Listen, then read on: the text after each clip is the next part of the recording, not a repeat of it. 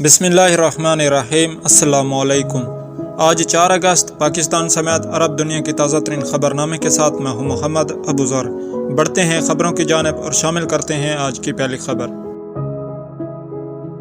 محکمہ موسمیات پاکستان کے مطابق بلوچستان کے شہر لاسبیلا اور دیگر علاقوں میں 3.8 شدت کے زلزلے کے جھٹکے محسوس کیے گئے، تاہم کسی جانی نقصان کی اطلاع نہیں ملی۔ پی ایم ڈی کے نیشنل مانیٹرنگ کے مطابق زلزلہ گزشتہ روز دوپہر 2:44 میں آیا، جس کا مرکز بیلا کے علاقے سے 103 کلومیٹر شمال مغرب اور گہرائی 33 کلومیٹر تھی۔ ان کا کہنا تھا کہ ضلع لاسبیلا اور اس کے قریبی علاقوں میں زلزلے کے جھٹکے محسوس کیے گئے، جسے تاحال کوئی جانی نقصان کی اطلاع نہیں ملی۔ دوسری جانب بلوچستان کے بیشتر علاقوں میں آج بھی وقفے سے بارش کا سلسلہ جاری رہا، جبکہ حکام کی جانب سے 1 درجن سے زیادہ اضلاع میں سیلاب کی وجہ سے بے گھر ہونے والے ہزاروں افراد کی امدادی کوشش جاری رکھی ہوئی ہے۔ امریکی محکمہ خارجہ نے بیرون ملک سفر کرنے والے امریکی شہریوں کو خبردار کیا کہ ایمن الزواری کی ہلاکت کے بعد انہیں تشدد کے زیادہ خطرات کا سامنا کرنا پڑ سکتا ہے۔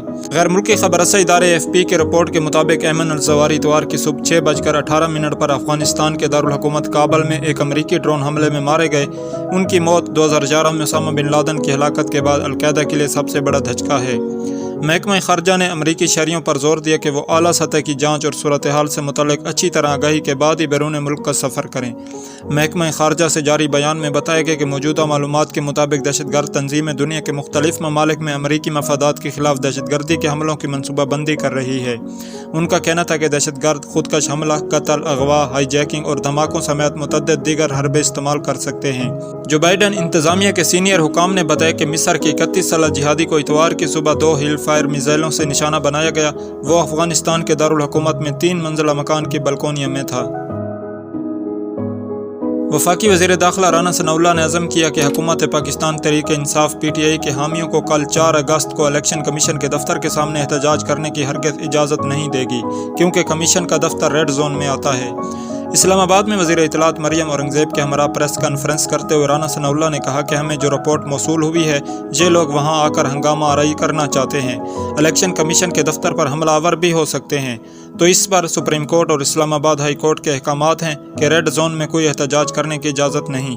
اسی لیے میں تحریک انصاف کی قیادت اور ارکان کو خبردار کرتا ہوں کہ کل ریڈ زون میں داخل ہونے کی کوشش ہرگز نہ کریں۔ انہوں نے کہا کہ اس سے قبل آپ لوگ F9 میں جلسے اور احتجاج کرتے رہے، تو ان مقامات پر ہم ضرور سہولت فراہم کرنے کے لیے تیار ہیں اور وہاں پر سیکورٹی وغیرہ فراہم کی جائے گی، مگر ریڈ زون میں داخل ہونے کی اجازت ہرگز نہیں دی جائے گی، اور اگر کسی نے وہاں داخل ہونے کی کوشش کی تو اسے قانون کے مطابق روکا جائے گا، پھر کل کو اس پر کوئی گلہ نہیں ہونا چاہیے۔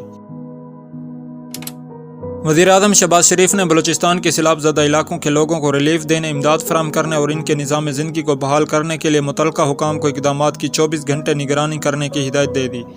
وزیر اعظم کے دفتر سے جاری ہونے والے بیان کے مطابق وزیر اعظم نے متعلقہ حکام کو سیلاب سے متاثرہ افراد کو امداد دینے کی تفصیلی رپورٹ بھی ہر 24 گھنٹے بعد جمع کرانے کی ہدایت کی۔ شہباز شریف نے کہا کہ سیلاب سے متاثرہ شہری اپنی تکلیف میں کمی لانے کے لیے حکومت کی طرف دیکھ رہے ہیں۔ انہوں نے حکام کو سختی سے ہدایت کی ہے کہ خوراک، ادویات کی فراہمی اور لوگوں کو منتقل کرنے میں کسی قسم کی لاپرواہی برداشت نہیں کی جائے گی۔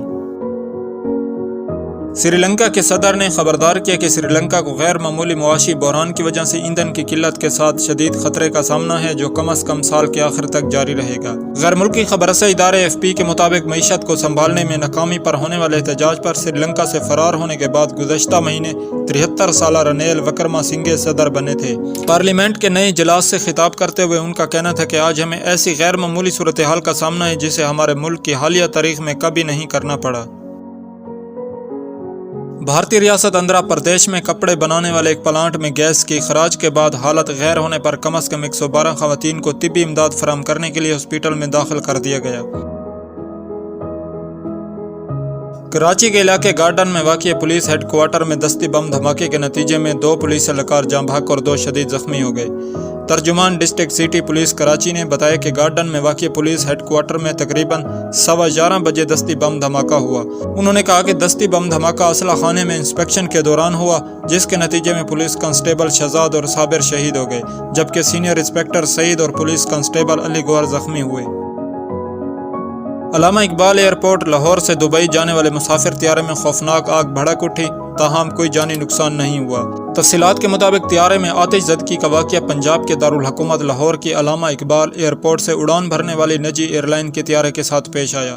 جہاز کے انجن میں آگ بھڑکنے پر پائلٹ نے کمال مہارت سے طیارے 410 کی لاہور ایئرپورٹ پر ہنگامی لینڈنگ کرائی، جس کے بعد مسافر طیارے سے بحفاظت نکلنے میں کامیاب رہے۔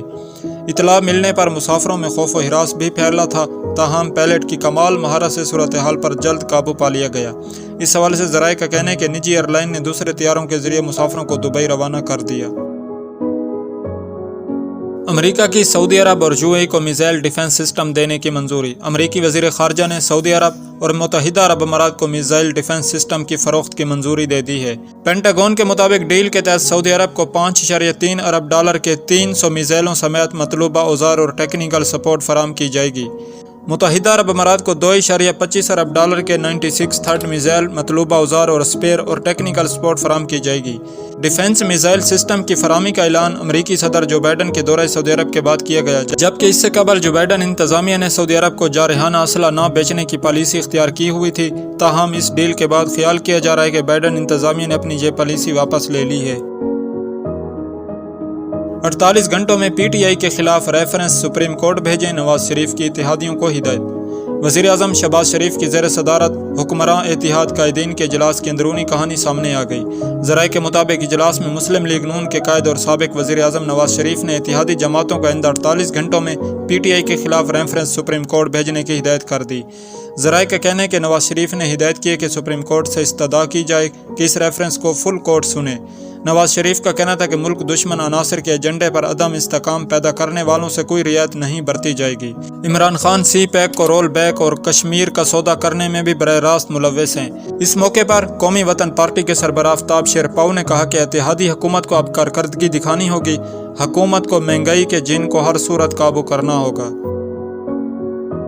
امریکی ڈرون حملے میں ایمن الزواری کی ہلاکت کے بعد افغانستان کے نائب وزیر اعظم کا رد عمل سامنے آ گیا۔ افغانستان میں طالبان کی عبوری حکومت کے نائب وزیر اعظم عبدالسلام نے امریکی ڈرون حملے کی سختی سے مذمت کی، جس میں امریکہ نے القاعدہ کے سربراہ ایمن الزواری کی ہلاکت کا دعویٰ کیا تھا۔ عرب میڈیا کے مطابق عبدالسلام نے کہا کہ افغانستان حکومت امریکی فوج کی کابل میں ایک گھر پر بمباری کی مذمت کرتی ہے۔ امریکی بمباری افغانستان کی خود مختاری اور دوحہ امن معاہدے کی خلاف ورزی ہے۔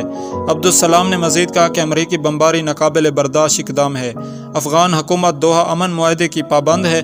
افغان سرزمین دوسروں کے خلاف استعمال کرنے کی ہرگز اجازت نہیں دی جائے گی۔ اتحاد ریل کا نیا منصوبہ دبئی سے ابوظہبی کا سفر صرف 50 منٹ میں ہوگا۔ ماہرین کا کہنا ہے کہ متحدہ عرب امارات کا قومی ریل نیٹ ورک اتحاد ریل نہ صرف نقل و حمل کے سیکٹر کو بہتر کرے گا بلکہ ملک کی ریئل اسٹیٹ سیکٹر کو بھی مضبوط کرے گا۔ عرب نیوز نے بدھ کو زوم پراپرٹی انسائیڈر کا حوالہ دیتے ہوئے بتایا کہ 1200 کلومیٹر کا یہ منصوبہ 7 اماراتی ریاستوں کے درمیان فاصلہ کم کرے گا اور متحدہ عرب امارات کے رہائشیوں کے لیے سفر میں آسانی پیدا کرے گا۔ بیان کے مطابق یہ منصوبہ جو 7 اماراتی ریاستوں کے 11 بڑے شہروں کو جوڑے گا، توقع ہے کہ 6 کروڑ ٹن سے زیادہ مال بردار اور 3 کروڑ 65 لاکھ مسافر لے کر جائے گا۔ مسافروں کو ابوظہبی سے دبئی کا سفر کرنے میں 50 منٹ لگیں گے، جبکہ ابوظہبی سے فجیرہ کا فاصلہ 100 منٹ میں طے ہوگا۔ تو دوستو، یہ تھی اب تک کی تازہ ترین کچھ اہم خبریں۔ مزید اسی طرح پاکستان سمیت عرب دنیا کی تازہ ترین خبروں سے باخبر رہنے کے لیے چینل کو سبسکرائب کرنا نہ بھولیں۔ اب سب دوستوں کے قیمتی وقت کا شکریہ۔ السلام علیکم ورحمۃ اللہ وبرکاتہ۔